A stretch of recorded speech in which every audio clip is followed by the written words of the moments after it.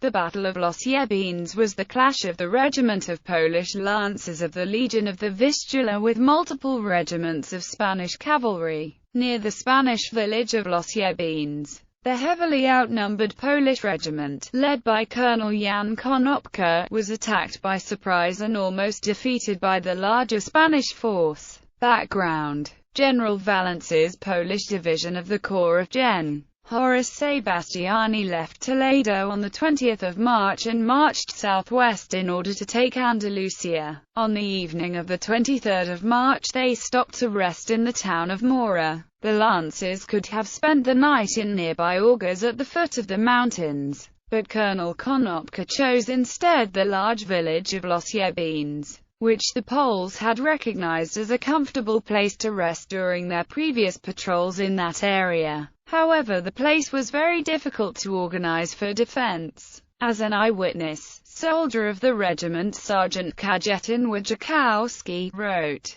"This position was extremely dangerous for cavalry, because the only way out of the valley zigzagged through the mountain, from which any step to the right, where sky-high rocks were hanging over our heads, or to the left, because of abyss under our feet, was impossible to make, and it was the only way we had to take if attacked by the enemy." According to this description, the resting place for the night was a poor choice, because it could easily turn into a death trap for sleeping soldiers, who had no space to form themselves for the battle, and no safe way of retreat. In fact, the valley was vast enough to fight a battle of large forces, but for a single regiment going up against a whole army, it was very disadvantageous. Colonel Konopka might have chosen such a place to spend the night because neither the French nor the Poles knew about Spanish forces concentrating nearby. The regiment's companies were quartered throughout the village along with the wagons of the supply column. In the center of the village stayed the 5th Company under Captain Jan Szulc. This company on that night was the service detachment of the regiment. Around the village pickets were posted. Battle. The night of the 24th was foggy. The sentries heard suspicious sounds and informed the colonel, but he calmed all his officers, assuring him that the enemy was several days' march from here, near the Guadiana River. He was mistaken, since facing him and hidden by the fog was the new army of La Mancha, commanded by Count de Cartajal,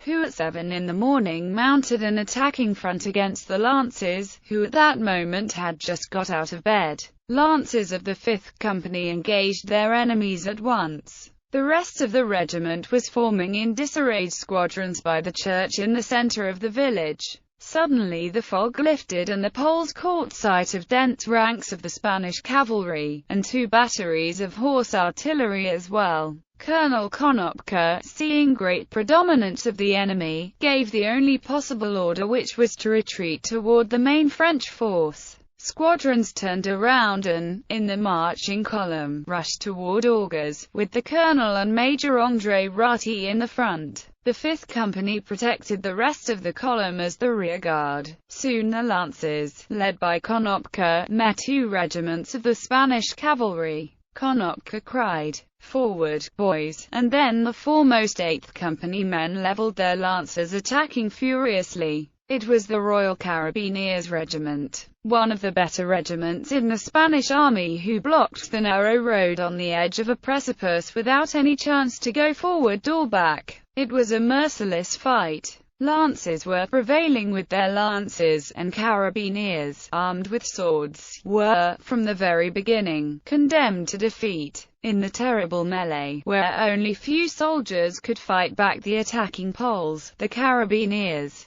pressed between their attackers and the following Spanish regiment, had no chance. Some hurled themselves in despair into a stony river, while others tried to climb the rocky slopes above. Those on the road died. The Lancers' attack completely surprised the Spanish soldiers, who moments before were absolutely sure they would prevail. Now, seeing their front lines smashed by the enemy, they began to move back, and those in last ranks started to retreat. The Lancers were pressing, and soon they hewed their way to a wider part of the road. There, separated from the Spanish soldiers, they went into gallop. Colonel Konopka, along with Major Rutti and dozen of lancers, left the regiment, which finally reached the open field, and began to form defense lines to repulse the Spanish cavalry, which flowed out from the canyon. The Polish colonel safely reached Mora, where the main forces of General Valence stayed, convinced that the regiment was lost.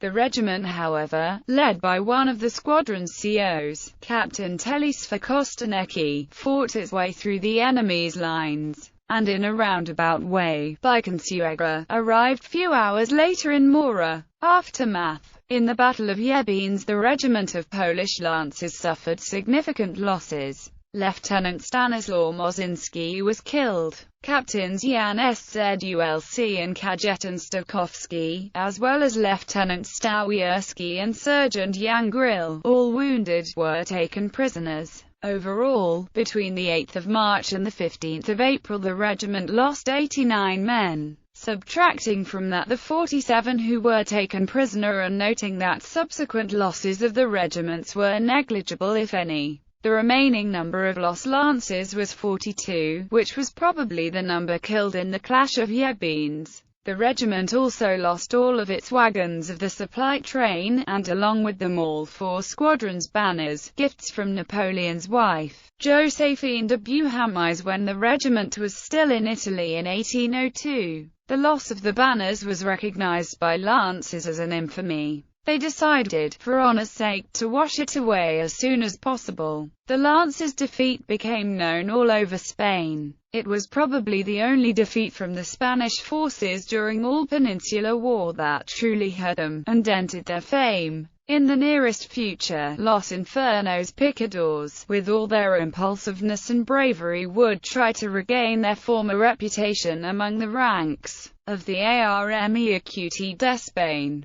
The chance to avenge their honor came very soon. On the 27th of March 1809, in the Battle of Ciudad Real, they took the bridge, crushed 4 squares of Spanish infantry, and put them to flight. The next day, in the Battle of Santa Cruz de Mudela, the Lancers, without waiting for the rest of the corps, crushed the same Spanish forces once again. On the 18th of September 1809, the mere presence of the Hell Lancers, during the Battle of Acana, led to the same Carabineros Reals regiment leaving the battlefield. At the beginning of May, Colonel Konopka left the regiment and traveled to France. He stayed for some time in Sedan, which was the seat of the recruiting squadron, and returned to the regiment after 15 months. The real effect of losing the standards was a refusal to give new ones to the regiment. But as Wojciechowski writes about the battle, there had finished our penance for the standards lost in Jovenes. On the 18th of June 1811, regiment was stripped from the Vistula Legion and redesignated as the 7e Regiment des Chevaulegers Lanciers of the regular French army. Fate of the lost banners.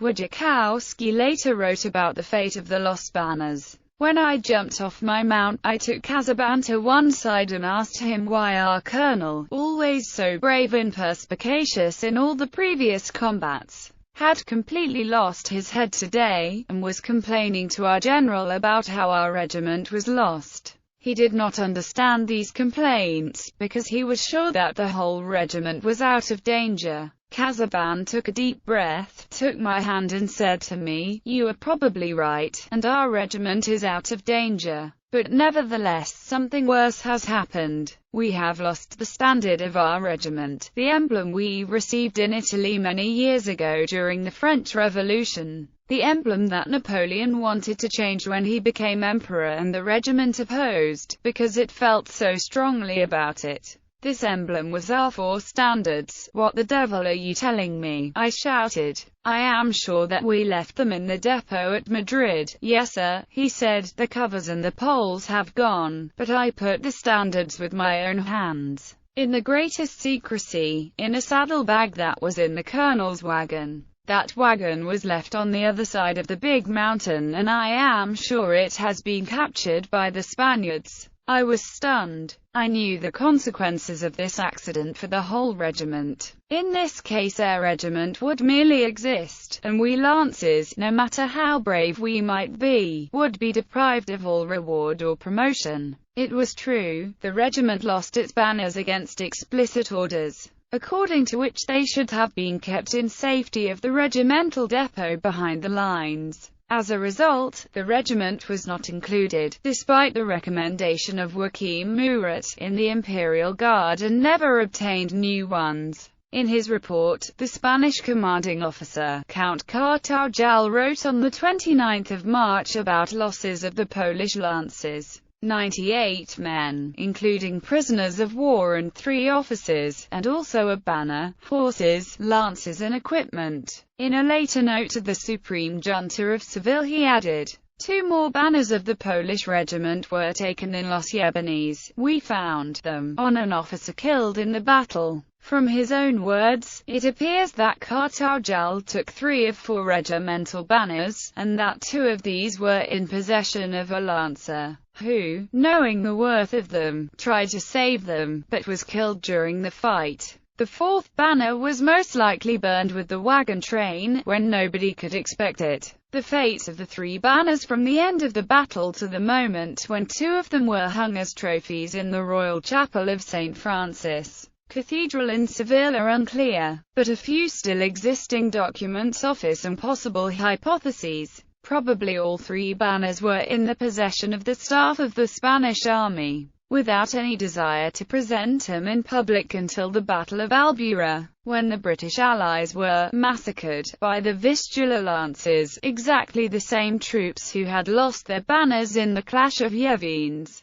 It is quite possible that the Spanish command decided to show the forgotten banners at this particular moment, as banners taken at Albuera, to heighten the morale of Spanish troops, who were passed over in silence in the British battle report.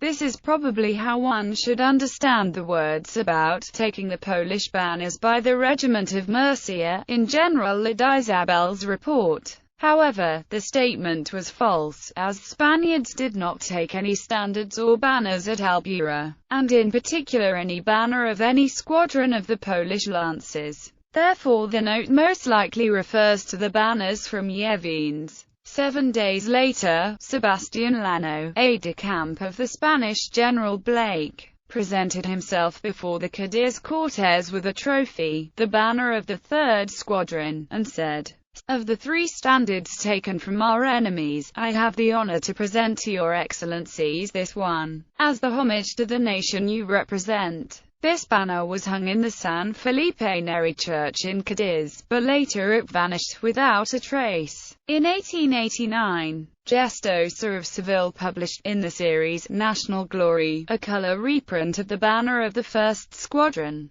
along with the information that it was kept in the Royal Chapel of St. Francis in this town, as the memorabilia of the Battle of Belen. A year later the same author, in his Seville Guide, mentioned 2 Polish banners in the Royal Chapel, again connecting them with Belen, unaware that Polish Lancers were not involved in that battle. Moreover, that all trophies taken during that battle by the Spaniards were recovered by King Joseph Bonaparte in 1810. Today, in the Cathedral of Seville, there is only the banner of the 2nd Squadron, because the one which belonged to the 1st Squadron was removed around 1910 to the Musée de l'Art Équité in Paris, where it is kept without mention that it was a trophy of the Spanish forces. Finally, there is also the fate of Colonel Konopka, who, against explicit orders, placed the regiment's banners in the wagons of the train. He risked a lot, even the loss of his position, but it looked like nothing happened. His travel to France took a long time, but without any visible consequences. After the Battle of Albuera, he was supposedly nominated a French general and baron, and disappeared from the Vistula Lancers forever. Soon, as the Gros Major, he became the instructor of the lance in the 1st Polish Light Cavalry Regiment of the Imperial Guard. During the invasion of Russia, he gained the command of the newly created 3rd Lithuanian Light Cavalry regiment of the Guard, but in October 1812, during the banquet in Slonim the day before the march out, was taken prisoner by the Russians. His imprisonment destroyed his health, and he died in the middle of January 1815 as the newly nominated Brigadier General of the Army of the Congress Poland.